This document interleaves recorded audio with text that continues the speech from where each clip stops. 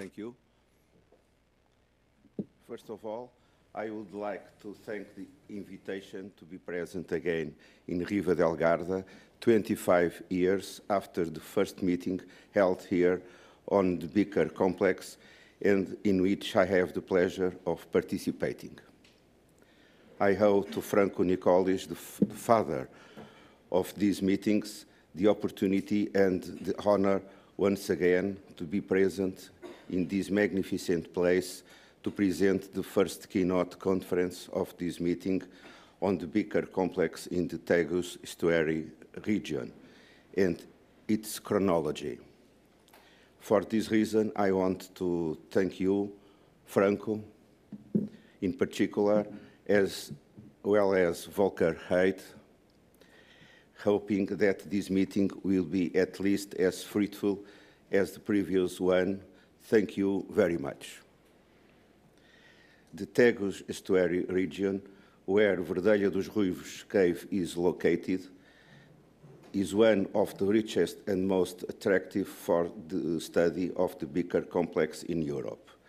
The archaeological interest of this cave resulted from the occasional collection of the first human remains and ceramics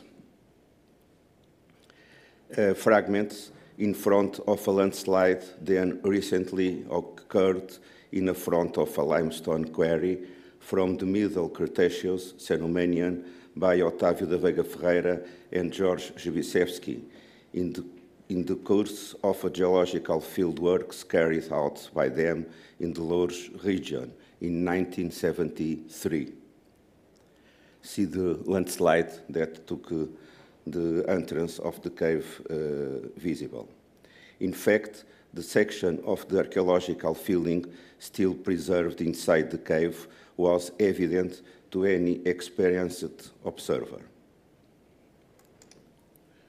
You see the triangle of dark soil that was exposed by the front of the quarry. The cave is located approximately 20 kilometers northeast of Lisbon. You can see the situation of the cave in the lower Extremadura region, just in the lower part of the Tagus River and circa around its estuary. In a very rich archaeological region. From the site located at the top of a limestone slope, we can overlook the vast Tagus estuary, which in front, in the second plan, the Tagus estuary, which at the time would have been even wider. Excavation was carried out on weekends by a team constituted, in addition to Veiga Ferreira and Zbyszewski, by Manuel Leitão, Christopher North, and José Norton between October 1973 and May 1974, for a total of 19 working days. Until now, only preliminary information and specific studies of some of its remains have been published, meaning that a comprehensive study accompanied by the conclusions that radiocarbon dating provided was necessary. This communication is a synthesis of this study, carried out by the present author. The excavation was made very difficult by the position of the cave opening near the top of the front of the quarry, difficult to access, its geometry and small dimensions, which only allowed the presence of a single person, while at the base of the cliff, the soil from the cave was sifted and with the help of the other participants. You can see some pictures of the field works.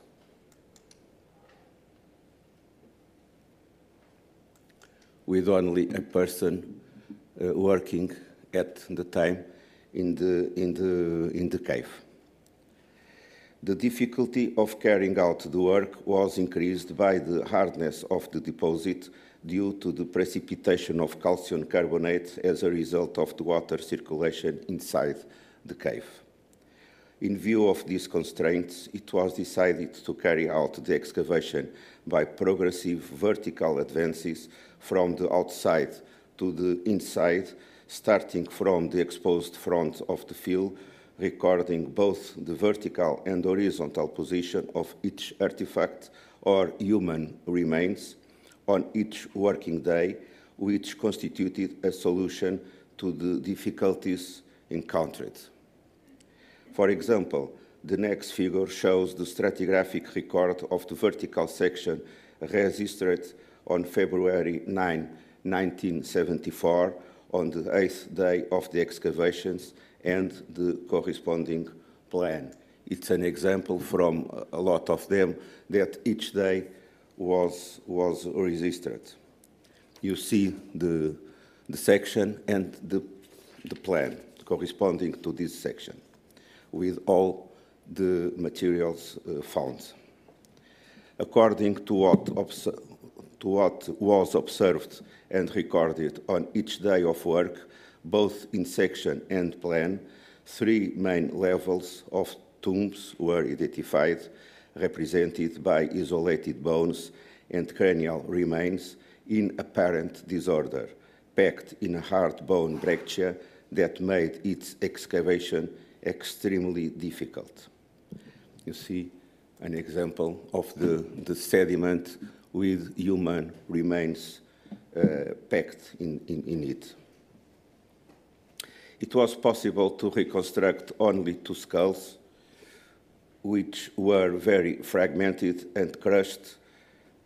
You can see these 2 skulls. In addition to other cranial fragments belonging to juveniles, which correspond to around 25% of the population. In general, bones exhibit a high degree of fragmentation, with many missing, especially the smallest and most fragile ones. They were found associated with limestone slabs of small to medium dimensions, arranged horizontally, intended either to be used as a basement for the deposition of bodies or as a cover for them. You see the example of a section with large slabs. This slab here is the same that you can see in the photo. These slabs were associated with other, smaller in size, placed like a clever, with the aim of individualizing them from each other.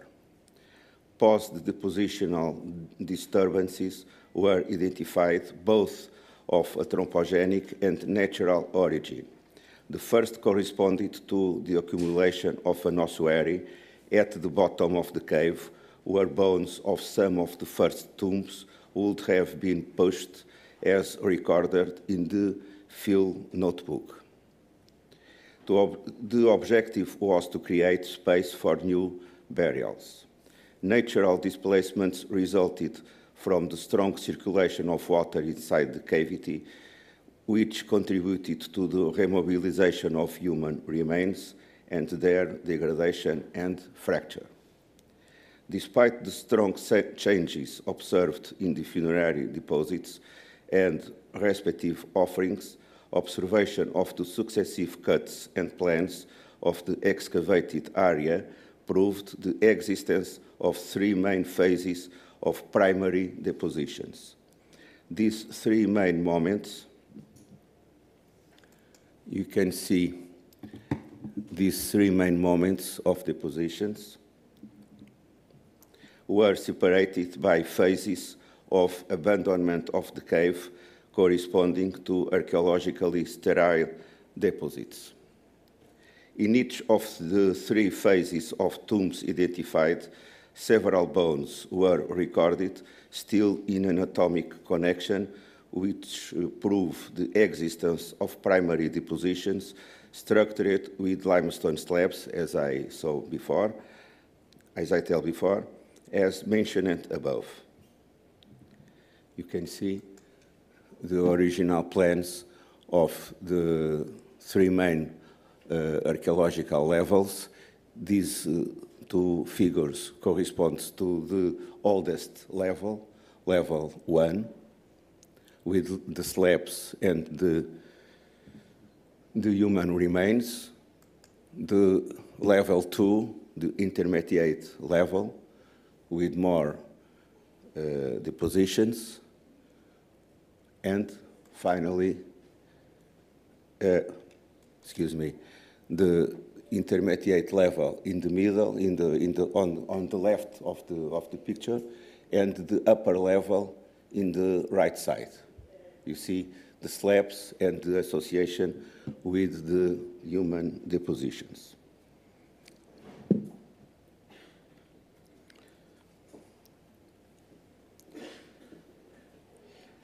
The three main moments were separated by phases of abandonment of the cave corresponding to archaeologically sterile deposits. In each of the three phases of tombs identified, several bones were recorded still in anatomic connection. I have said already this.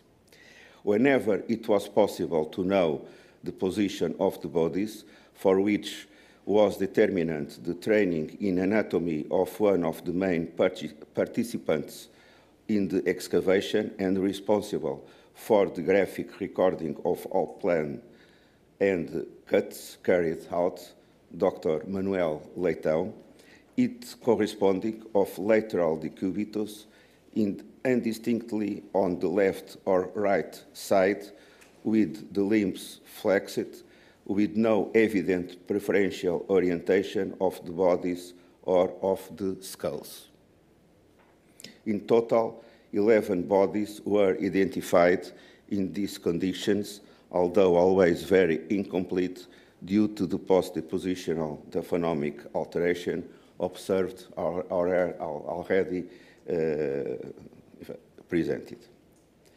The archaeological remains also show strong post-depositional disturbances attested by some pieces that constitute the true markers, such as a large decorated palmella cup whose fragments were dispersed over a wide area.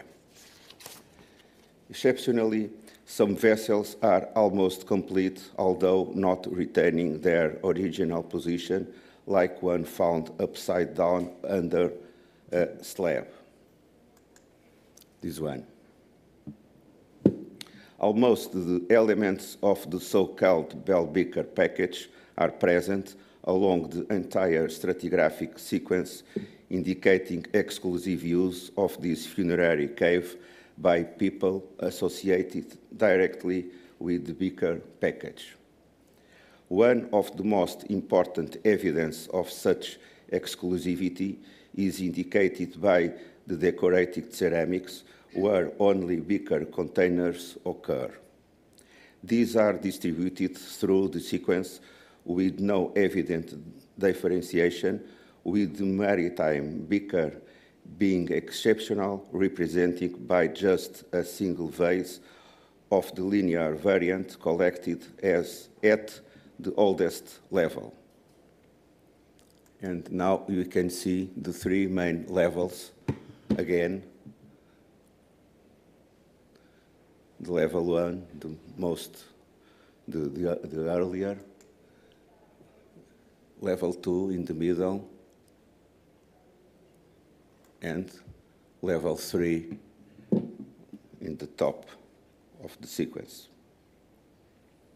It can therefore be concluded that through the stratigraphic sequence, coexisting bowls of different shapes with different decorative techniques and patterns from which the maritime beakers are almost absent.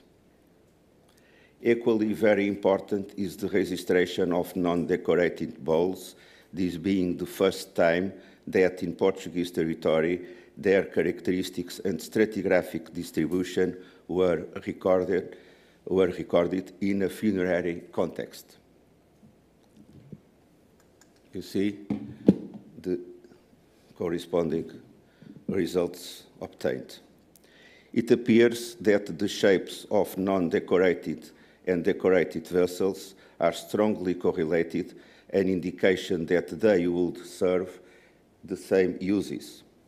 In some cases, the symbolic component is especially evident, as documented by the tiny cup from level 3. A miniature cup. You see the scale in centimeters. It's really very small, with few known parallels in Portugal. There is an important set of beaker bottoms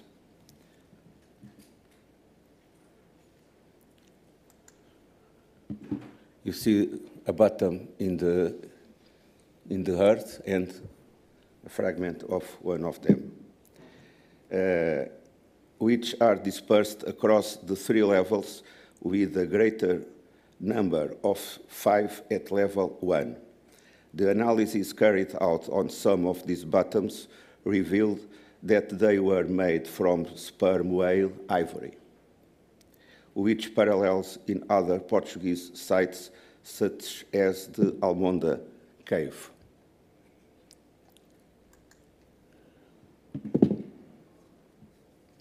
Equally important is the set of 3 golden spirals, one from level 1 and 2 from level 2, known from several beaker contexts in Portugal, Spain, and France, and in other sites, although they are rare productions. Among other alternatives, it can be attributed to hair adornments. It is also rare to find a rolled-up golden leaf, which could occasionally serve as a ring whose cut marks show how it was obtained, being an interesting indicator of how the gold was worked in the Chalcolithic. The composition of these gold pieces, like others from the same period and geographic area, are compatible with the gold mining of the Tagus sands, celebrated by the Romans, who explored them intensively. A broad-leaf palmella point from level 1 with an impact mark in the extremity, and the fragment of a wrist guard complete the traditional beaker set, which is actually very scarce in this cave given the number of identified tombs. Some pieces are common to Chalcolithic contexts in the region without beaker items.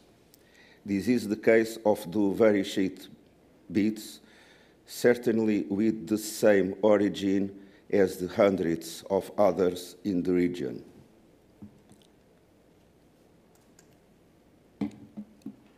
One collected in level 2 and the other one in level 3, whose raw material will probably come from the Palazuelo mines in the Zamora region, about 600 kilometers away.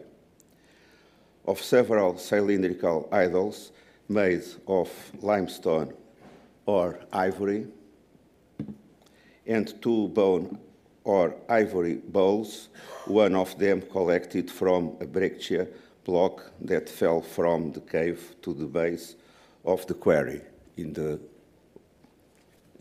right side. The scarcity of funerary offerings in the still preserved part of the cave is even more evident in artifacts of functional nature. There was a total absence of polished stone artifacts. Chipped stone artifacts common in Chalcolithic funerary deposits are exceptional, as only 6 small flint blades were collected in levels 2 and 3. Very poor set. Likewise, only 2 copper holes were collected, both at level 2, in the middle level of the sequence. The absolute chronology of the funerary deposits was obtained by 5 radiocarbon dates on human bones from the 3 different tombs levels. The results are globally coherent with the defined stratigraphic succession. It appears, you see Verdelha, it's on the top of the figure. It appears that the beginning of the funerary use of the cave, level 1, by the first Beaker communities in this region dates back to around 2,700 years, called BC. It's the date Groningen 971 in the top, corresponded to the human number 2. The intermediate levels, level 2, were formed from 2,600 years, called BC, continuing until the beginning of the second half of the 3rd millennium BC. You see, I suppose you can see the numbers on the top. So you must confide in my words. Level 2 was formed from 2,600 years, called BC, continuing until the beginning of the second half of the 3rd millennium BC. It's Groningen analysis number 972, which corresponding to human number 3, Groningen 973, which corresponding to human number 4, and Waikato 949, which corresponding to human number 5. Finally, the most modern human depositions, level 3, the upper of the sequence, took place around 2,300 years, called BC. It's Waikato 968, which corresponding to the human 32, thus configuring a recurrent use of the cave for around 4,000 years. The early chronology of the Beaker presence in the Verdelha dos Ruivos cave has a direct parallel in the fortified Chalcolithic settlement of Leseia, 40 kilometers to southwest, outside of which a Beaker hut was consistently dated between 2,800 and 2,600 years, called BC. It's already published from a lot of years. Leseia hut FM in the middle of the picture. Also, the fortified Chalcolithic settlement of Zambojal in Torres Vedras, very known, the oldest levels with the presence of maritime beakers, phase 2A, that date back to at least 2,600 years, called BC, as stated by the last excavator of the site, Michael Kunst. Zambojal is in the middle of the picture. Where the community that buried their dead in this cave lived. It would certainly not be the same one that occupied the Chalcolithic walled enclosure of Moita da Ladra, located approximately only 2 kilometers to the east. You see an aerial picture of Moita da Ladra, where maritime beakers and others with dotted geometric decorations are exclusive. You see the representative of the beaker productions of Moita da Ladra. As it is usual in fortified sites in the region, like Vila Nova de São Pedro, Zambojal, and Leseia, to name just the three most important. You see these three sites in the geographical map. In opposition, in small sites scattered across the adjacent gentle slopes, it is the coarser productions that dominate, not the maritime vessels, but the coarser productions, present in large bowls and with incised decorations related to storage of products, despite the fact that both fortified sites and open settlements coexisted through the second half of the 3rd millennium BC, according to obtained dates. This is a summary of the dates obtained some years ago that prove the coexistence of these different types of settlements and productions, obviously. The differences observed in the beaker productions of the two types of sites, fortified and open sites, in the Tagus estuary region led the author more than 10 years ago to admit the existence of a segmentary society in which the dominant group would occupy the high and defended places, using quality tableware in his daily life, dominated by maritime beakers and associated forms. Therefore, it must be admitted that the use of this cave corresponds to the population coming from the surrounding region and not from the hill fort of Moita da Ladra, exploring the fertile adjacent fields and not to the people that occupied the top of Moita da Ladra volcanic chimney, whose primary function was to control the products coming from the other side of the Tagus estuary. The reality is equivalent to the situation observed in this same region around 40 kilometers to the west. In fact, the population that inhabited the small and open settlement of Freiria is dated also,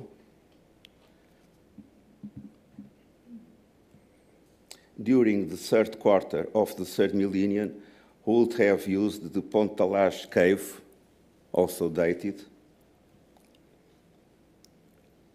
located approximately 2 kilometers off the southeast of the Freiria, as a burial place, given the similarity of beaker ceramics found in both sites at the same time. Then, the existence of different beaker groups in the Tagus estuary region may be due not to different chronologies, as the dates obtained prove, but to the status of their users, according to the position they occupied in the structure of society established in the region since around 2,700 years BC, called BC.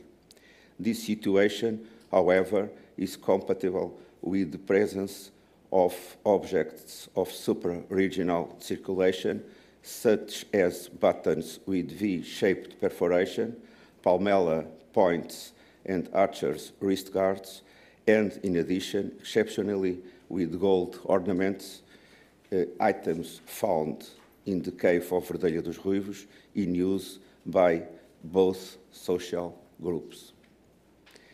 And finally, it is important to emphasize that the reality described appears to be much richer and more complex than what was possible to describe in this presentation.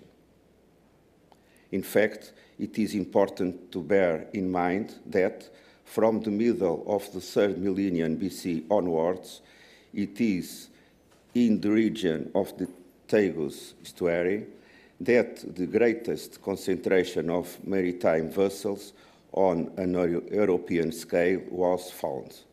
However, in some sites of primary importance that were then flourishing, there is a total or almost total absence of bigger vessels, limited in others to segregated sectors of the settlements. This is the case of the fortified Chalcolithic settlements of Outeiro Redondo, and again, the site Outeiro Redondo is in the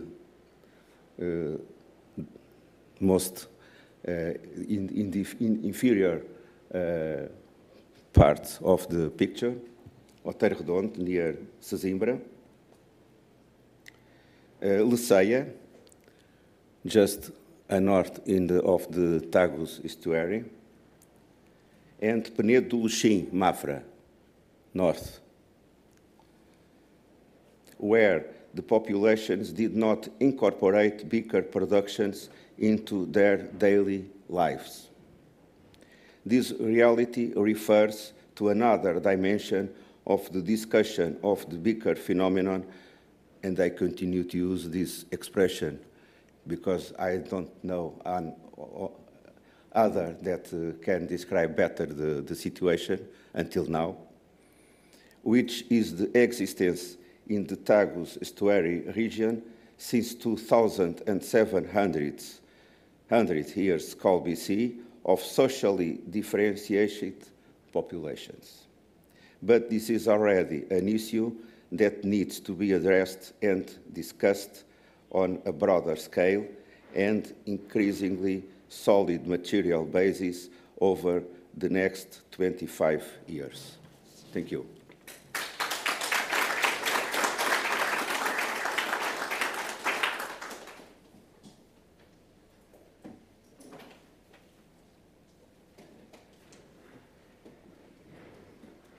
Still fighting with the microphone here. I think we have some time for questions because next lecture is going to start only in about 10 minutes. So if you have any question, please, now is the time. Yeah. Marie, I give you the microphone, I think. Thank you. Hi. Hi, João. It's a pleasure to see you here. Yes, I have some questions concerning the first site with human bones. With human bones and many slabs, okay? And what is the role of the slabs in the site?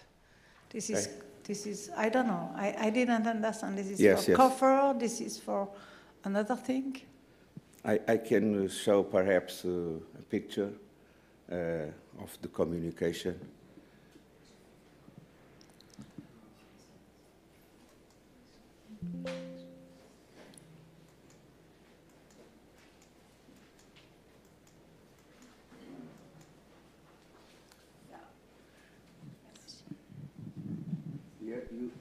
You can see some slabs. Yeah. Here, more. The slabs were interpreted as a basement of the human depositions, the basement of the human depositions, or the cover of human depositions. So it is directly related with the bones that were found there. Thank you. Any other question or comment? Yeah. Hi, thank you for the presentation. I'm curious about the radiocarbon dates. Were they all from human remains? Yes. Yes, all of them. And have you done any other stratigraphy model of some kind using those dates? If I understand your question, the radiocarbon dates were exclusively made on human bones. And that those human bones are related with single depositions related to the 3 levels found in the sequence. and the results are consistent with the stratigraphy. The most ancient bones were in fact in the lower level of the section, level 1, and the most modern ones are in the top of the sequence. So we have a closed correlation between the stratigraphic succession and the results obtained. Okay, any other question? I would have a question about, again, the early dates from this region of Portugal.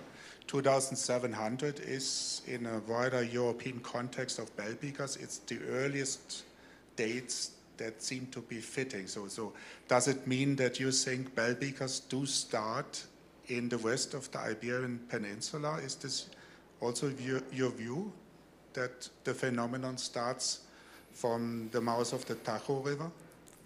Yes, facts are facts, and it is not the first time that I present this situation.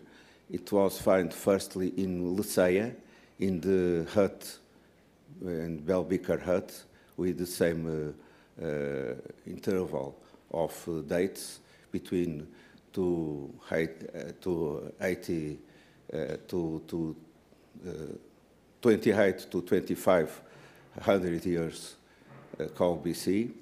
It was the first time that we found a situation like that, and this is the second time that that conclusion is obtained and corroborated the first one. Also, other sites are similar dates in Portugal, but I led that presentation for my colleagues.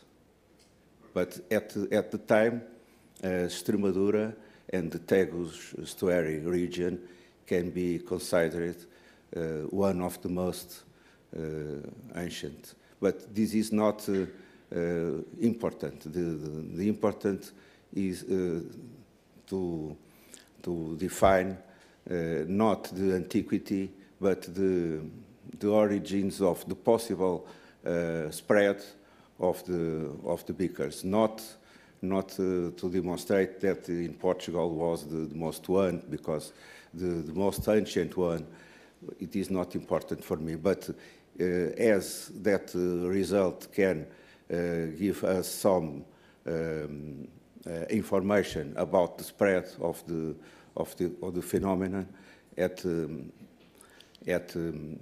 level of the maritime vessels and correlated forms, I think it's important to stress this situation, and these results are until now almost unpublished. So I consider the importance of the presentation in here now today these results, because they are both with absolute dates, stratigraphy, and not only stratigraphy, but also the exactly human bodies that were dated. So there are a condition that support the presented conclusions.